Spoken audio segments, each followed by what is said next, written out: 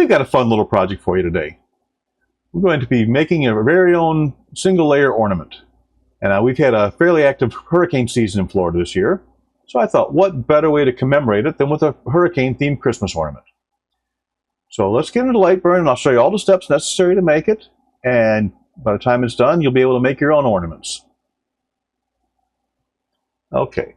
First thing we need to decide is the shape and size of our ornament. And I've already decided that. We're going to go with a circle, and it's going to be 90 millimeters. So I'm going to hold down the Shift key. That'll make it draw a perfect circle. If you let go of the Shift key, it goes wherever you want to go. But if you hold Shift, it makes a perfect circle. And now it came in at 56, and I don't want 56, I want 90. So let's go click on the Select button. I'm just going to go up here and type in 90. And since I have the lock icon selected on, it's going to move it both directions at the same time. So that's our first part. Now we need to put a hanging hole into it.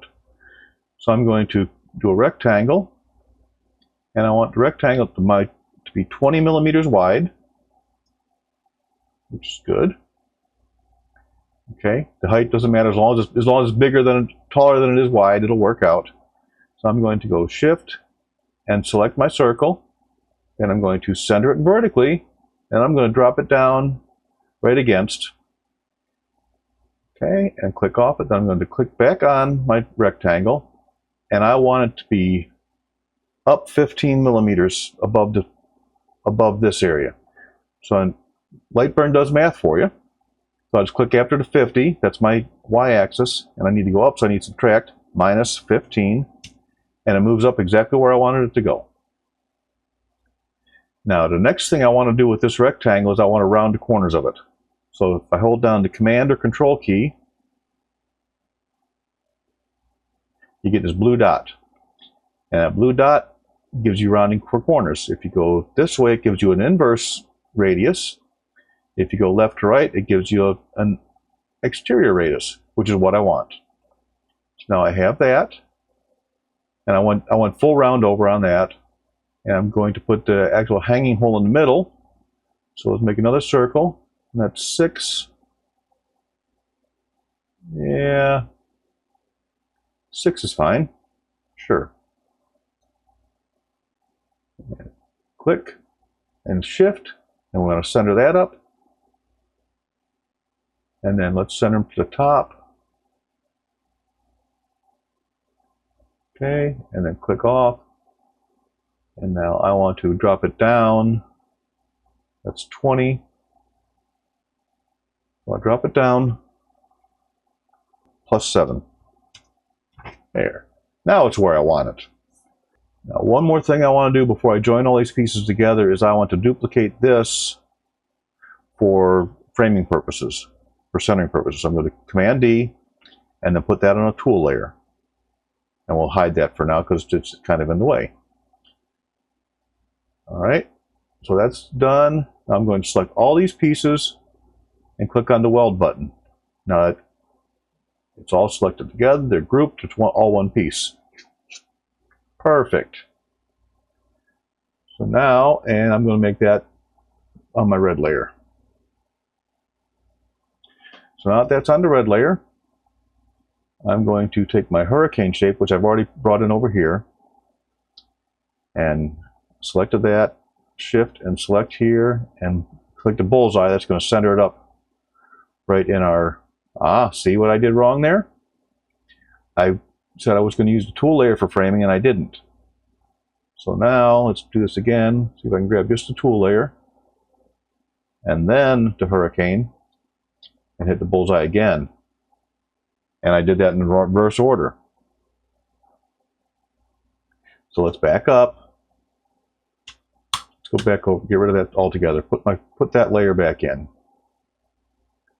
So now I want to do it this way. Hurricane, Shift, select the tool layer, and bullseye. And now it's where I want it. Now I can turn that tool layer back off. Okay. So we have our hurricane size, which is actually 100 millimeters wide, which is too big for this. Make an 85. Well, so what I did there, I didn't have my anchor point in the center. So I'm going to undo that, move my anchor point to the center of the hurricane. So now it's going to shrink in around that instead of off to one corner. We'll do it again, 85. Okay. And now I just want to do a couple little moves with my arrow keys. So Command, because it's a small number.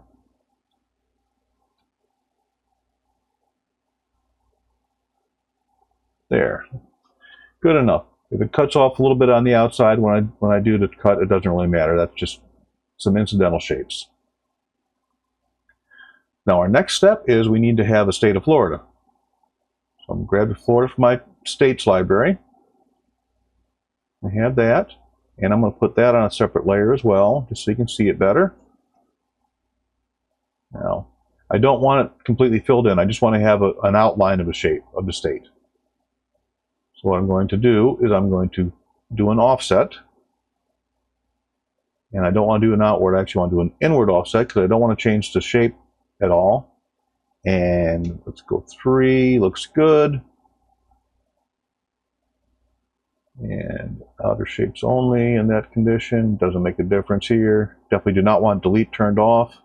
Or do not want delete turned on. I want that off. We'll click OK.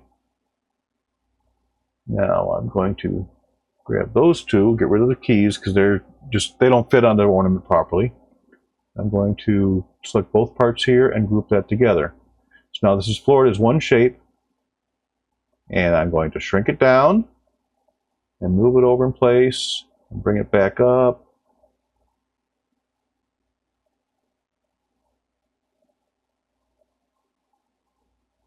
Close enough? Good. All right, so now we have our, turn film mode on here so you can see a little better. We have our hurricane layer and our state of Florida sitting on top of it. Now we need our text. So we'll start with the year. And that's way too big. Let's shrink that down. Escape. Bring that over here, about like that. And shift and click on our outline and center it. We have space, good, all good. Okay, now we need the names of our storms. This year we were blessed with Debbie. New text box, Helene. And another new text box, Milton. Escape. All right, and we're going to shrink those down, and I'm going to make those 8mm. Okay. Now, the one thing I want to do is I want to add arrows pointing to where the hurricanes made landfall.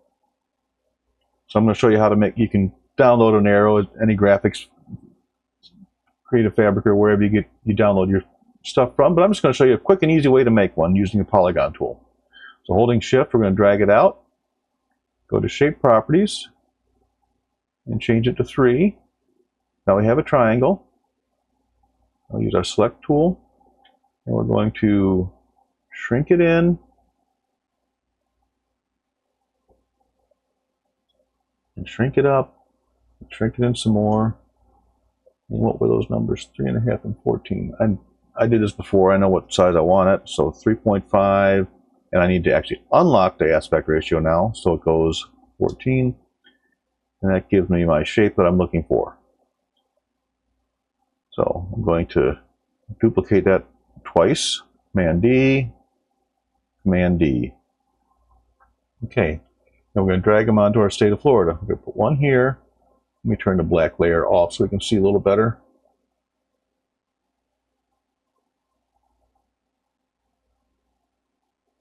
About like that.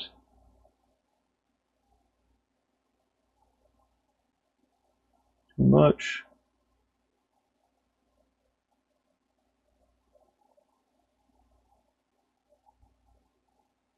I think that's about right. Do another more. Yeah, about like that. And this one over here. About right there. All right, so Milton goes here. Helene was up here. And Debbie was there. And let's put just a little bit of angle on these. Mix them around a little bit, huh?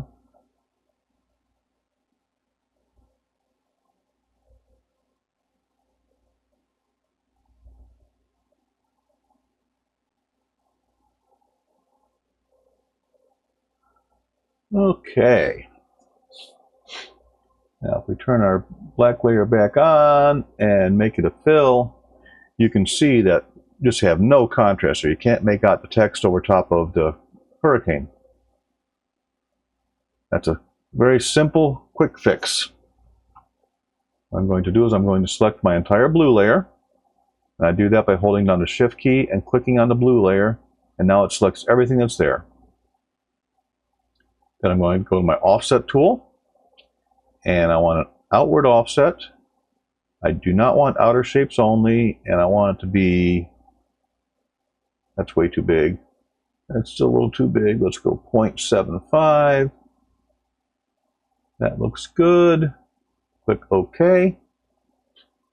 Now while everything is still selected, all the blue layer, all the offset is still selected, I'm going to hold Shift and click on the black layer. And then I'm going to go to Boolean Assistant. You can see what's going on. And we're just going to scroll through the options. That does not give us what we want. It gives a nice black line, but not what we want. That's definitely not it. That's definitely not it. That's what we want. We want the separation between the blue and the black. Click OK there. Now you look at it, it gives us a nice separation, and that's going to burn out very, very well. So now there's only a couple more things we need to do. We need to, I'm going to group this all together, so when I move it, nothing changes. Oh, group it, not ungroup, silly. Okay, and then we need to make our layer order proper.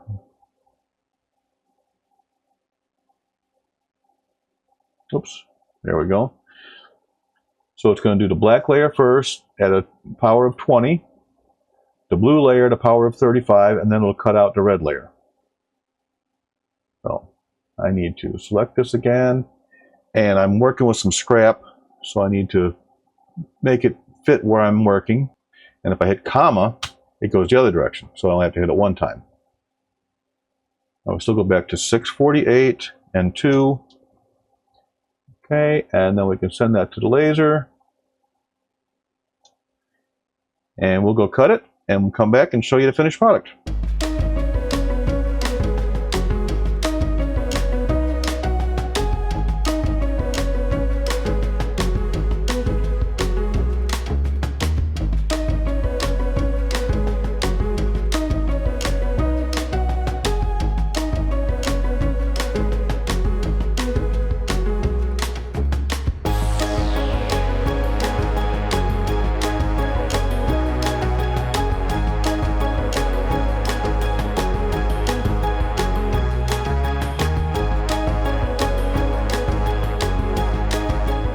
Well, I don't know if you noticed it or not during the cut, but it did not cut in the right order. Instead of doing the engravings first and the cutting last, it actually cut the shape out first and then went back and did the engravings on it. And that was totally my fault. I had the order set right, but I did not have optimized cut path. Let me go in here.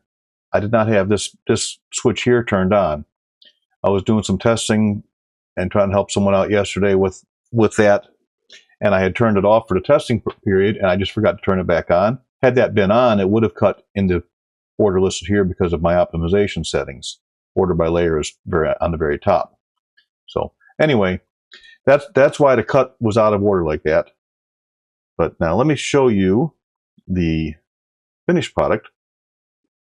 And I think it turned out pretty good. We've got a nice, especially on this white finished MDF, we've got a nice separation between the numbers, the words, and the hurricane graphic, and then the white background and everything. So yeah, I think overall this is a very good, nice little project. So I hope that you were able to learn something, maybe something new, maybe just reinforce something, even if it's just make sure the optimized cut path is turned on. So if you did, go ahead and click the like button. I'd appreciate it. subscribe to my channel. I've got more stuff coming up, more Lightburn tutorials and projects and some woodworking stuff. And those are the things that I'm into right now. So, and yeah, thanks for watching. Have a great day.